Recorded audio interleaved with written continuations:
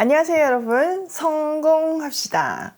지금 이제 베드로전서 마지막 시간인데요. 이때 당시에는 고난이 가득했기 때문에 사람들이 굉장히 힘든 시간 속에 있었고, 또 거짓 선지자들이 그렇게 고생하지 마라, 이 세상에 있을 때 즐겨라, 재림은 없다, 이렇게 그들을 미혹하고 있었어요. 그 증거로 지금 다시 오신다고 했는데 예수님은 다시 오시지 않지 않냐 이렇게 얘기하니까 사람들이 진짜 그런가? 이러면서 이 단어로 넘어가고 있었거든요. 오늘 그 재림이 왜 늦어지는가에 대해서, 또 우리는 이 말세를 어떻게 살아야 되는지에 대해서 얘기하고 있는데요. 한번 쫙 정리하는 시간이 되면 좋겠어요. 자, 1절. 사랑하는 자들아, 내가 이제 둘째 편지를 너희에게 쓰노니 이 두 편지로 너희의 진실한 마음을 일깨워 생각나게 하여 곧 거룩한 선지자들의 예언의 말씀과 주 대신 구주께서 너희의 사도들로 말미암아 명하신 것을 기억하게 하려 하노라. 자, 여기에 두 번째 편지라고 되어 있죠. 대부분의 학자는 베드로전서와 베드로후서라고 얘기를 하고 있어요. 자, 지금 이 1절과 2절 사이에 두 번째 편지의 목적이 아주 잘 기록되어 있죠.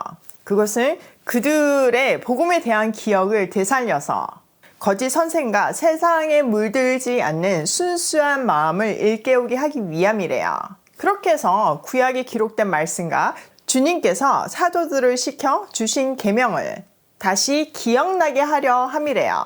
자, 3절. 먼저 이것을 알지니 말세에 조롱하는 자들이 와서 자기 정욕을 따라 행하며 조롱하여 이르되 주께서 강림하신다는 약속이 어디 있느냐. 조상들이 잔후부터 만물이 처음 창조될 때와 같이 그냥 있다 하니 이는 하늘이 옛적부터 있는 것과 땅이 물에서 나와 물로 성립된 것도 하나님의 말씀으로 된 것을 그들이 일부러 잊으려 함이로다.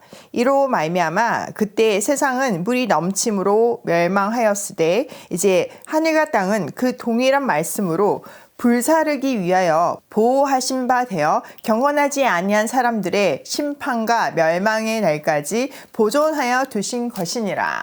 자, 재림을 부정하는 사람들에 대해서 아주 강력한 경고를 하고 있어요. 성경에서 말세는 예수님의 초림과 재림 사이의 기간을 말하죠. 그래서 지금 이 시기에 사는 사람도 우리도 말세의 시기를 살고 있어요. 이 마지막 때의 징조로서 거짓 선생들이 예수님의 재림을 부인하는 상황들이 올 거라고 성경은 계속해서 말하고 있었어요. 그러니까 이때도 이런 일이 일어난 거죠. 재림을 믿지 않는 이 거짓 선생들은요, 자연히 지금 이 시대에 집중하면서 방탕하게 살 수밖에 없었어요. 그러면서 믿는 사람들을 조롱하는 거예요. 그리스도가 다시 오신다며? 근데 왜 안 오셔? 오신다고 한 지 한참 된 것 같은데. 지금 세상은 창조 때부터 지금까지 그대로야. 변한 게 하나도 없어. 앞으로도 계속 될 거야. 주님이 재림하셔서 불로 세상을 없애신 거? 이런 거 있을 수 없어. 이렇게 얘기하는 거죠. 지금 맨날 아침이 되고 저녁이 되고 이게 패턴이 반복이 되는데 어떻게 주님의 재림의 날과 같은 그런 빅 이벤트가 있을 수 있냐는 거예요. 그들은 이렇게 주님의 재림을 조롱하면서 믿지 않았고 또 마지막 심판 또한 믿지 않았죠. 그들은요, 말로 세상이 말씀으로 창조되었다는 것과 또 심판의 전형인 노아의 홍수를 일부러 부인하고 있었어요. 그러나 이런 거짓 선생들의 회의적인 시각과는 달리 주님의 재림은 구약과 신약에 걸쳐서 너무나 분명하게 말씀되어지고 있어요. 사실 하나님이 어떻게 그렇게 재림과 같이 개입할 수 있냐 이렇게 얘기하지만요, 창조 자체가 하나님의 개입이죠. 태초에는 혼돈의 상태였잖아요. 사람이 살 수 있는 환경이 아니었어요. 그때 말씀으로 사람이 살 수 있는 환경을 창조하셨어요. 또 사람들이 죄로 인해서 타락했을 때, 그래서 하나님의 사람들이 더 이상 보이지 않을 때 하나님은 심판을 하셨는데, 그때 그 세상을 유지하고 있던 손길을 거두셔서 노아의 홍수라는 빅 이벤트를 하셨어요. 그러니까 비가 내리고 그쳐야 되는데 그치지가 않는 거죠. 물이 있어야 될 자리를 넘어서 세상을 덮어버린 거죠. 그러니 이렇게 매일 해가 뜨고 지는 것도 하나님께서 세상을 말씀으로 붙들고 계시기 때문에 가능한 일이에요. 노아의 홍수 때는 물이 심판의 도구가 되었다면 세상 끝날에는 불이 심판의 도구가 될 것임을 알려주고 있어요. 자, 8절. 사랑하는 자들아, 주께는 하루가 1000년 같고 1000년이 하루 같다는 이 한 가지를 잊지 말라. 주의 약속은 어떤 이들이 더디다고 생각하는 것 같이 더딘 것이 아니라 오직 주께서는 너희를 대하여 오래 참으사 아무도 멸망하지 아니하고 다 회개하기에 이르기를 원하시느니라. 자, 당시 사람들은요, 주님의 재림이 금방 이루어지지 않은 것에 대해서 마음이 흔들리기 시작했고, 의심하기 시작했고, 거기에 거짓 선지자들이 막 이제 더 유혹을 하는 거죠. 조롱하면서요. 이런 분위기에 대해서 베드로 사도는 재림이 늦어지는 이유에 대해서 하나님의 시간과 우리의 시간이 다르다는 것을 알려주고 있어요.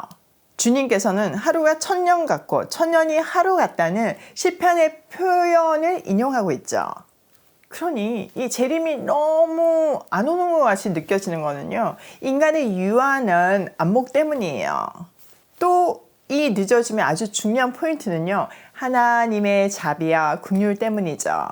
하나님은 사람들이 심판받기를 원하지 않으세요. 모든 사람이 회개하여 주께 돌아와 아무도 멸망받지 않기를 간절히 바라세요. 그렇기 때문에 오래 참으시고 계신 거예요. 자, 10절. 그러나 주의 날이 도둑같이 오리니 그날에는 하늘이 큰 소리로 떠나가고 물질이 뜨거운 불에 풀어지고 땅과 그 중에 있는 모든 일이 드러나리로다. 이 모든 것이 이렇게 풀어지리니 너희가 어떠한 사람이 되어야 마땅하냐. 거룩한 행실과 경건함으로 하나님의 날이 임하기를 바라보고 간절히 사모하라. 그날에 하늘이 불에 타서 풀어지고 물질이 뜨거운 불에 녹아지려니와 우리는 그의 약속대로 의가 있는 곳인 새하늘과 새 땅을 바라보도다. 자, 재림의 날은요, 도둑과 같이 불시 임할 거래요. 도둑이 미리 얘기하고 오는, 미리 예약하고 오는 경우가 없잖아요. 그런 것 같이 불시 임할 거래요. 마치 노아의 홍수 때와 같은 대격변이 일어나서 모든 것들이 태워지고 세상은 순식간에 사라질 것이래요. 또 그때가 되면요, 모든 것이 벗겨지고 숨길 것이 없는 적나라한 상태가 되어서 그 누구도 하나님의 심판으로부터 피해갈 수가 없대요. 그렇기 때문에 우리는 이 땅에서 주의 자녀답게 살아야 한대요. 불의 심판은 반드시 온다고 2번이나 강조하고 있잖아요. 그 불의 심판이 반드시 오지만 약속을 붙잡고 기다리고 있는 우리에게는 새하늘과 새 땅이 기다리고 있어요. 자, 14절. 그러므로 사랑하는 자들아, 너희가 이것을 바라보나니 주 앞에서 점도 없고 흠도 없이 평강 가운데서 나타나기를 힘쓰라. 또 우리 주의 오래 참으심이 구원이 될 줄로 여기라. 우리가 사랑하는 형제 바울도 그 받은 지혜대로 너희에게 이같이 썼고 또 그 모든 편지에도 이런 일에 관하여 말하였으되 그 중에 알기 어려운 것이 더러운 것이 있으니 무식한 자들과 굳세지 못한 자들이 다른 성경과 같이 그것도 억지로 풀다가 스스로 멸망에 이르느니라. 그러므로 사랑하는 자들아, 너희가 이것을 미리 알았은즉 무법한 자들의 미혹에 이끌려 너희가 굳센 데서 떨어질까 삼가라. 오직 우리 주 곧 구주 예수 그리스도의 은혜와 그를 아는 지식에서 자라가라. 영광이 이제와 영원한 날까지 그에게 있을지어다. 주의 자녀답게 티도 없이 흠도 없이 이 세상에서 살다가 주님 앞에 당당하게 우리 삶을 올려드리며 나타날 수 있도록 힘쓰자고 권면해요. 또 바울을 언급하고 있어요. 그의 가르침 중에서 일부 무식하고 믿음이 굳세지 못한 사람들이 난해한 부분을 왜곡시켜가지고 악용하는 일들이 발생했대요. 그런 사람들은요, 결국 파멸에 이를 거래요. 그러므로 불의한 자들의 유혹에 휩쓸려서 복음에 대한 확신을 잃는 그런 안타까운 일이 없도록 주의하래요.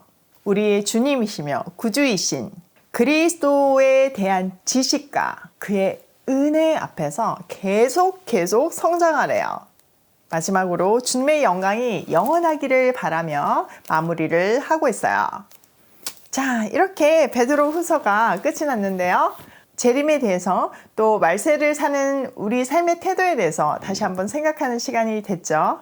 자, 오늘 내용을 우리 삶에 한번 적용을 해보면 첫 번째, 하나님의 시간과 우리의 시간은 다르다. 이거는요, 재림의 날에도 적용이 되지만요, 이 고난의 시간도 마찬가지예요. 우리는 이 고난이 언제 끝나나 너무 길게 느껴지지만 근데 그거를 우리는 주님의 시간으로 봐야 돼요. 주님이 정하신 시간 안에 또 우리의 훈련이 잘 마무리가 되면 그때 고난이 끝나는 거예요.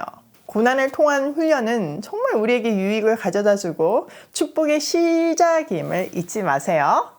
두 번째, 우주 만물의 주권은 하나님께 있다. 세상이 어떻게 변하고 역사가 어떻게 쓰여질지 그 모든 주권은요, 하나님께 있어요. 그렇기 때문에 재림은 반드시 있죠. 여러 번 얘기하셨으니까요.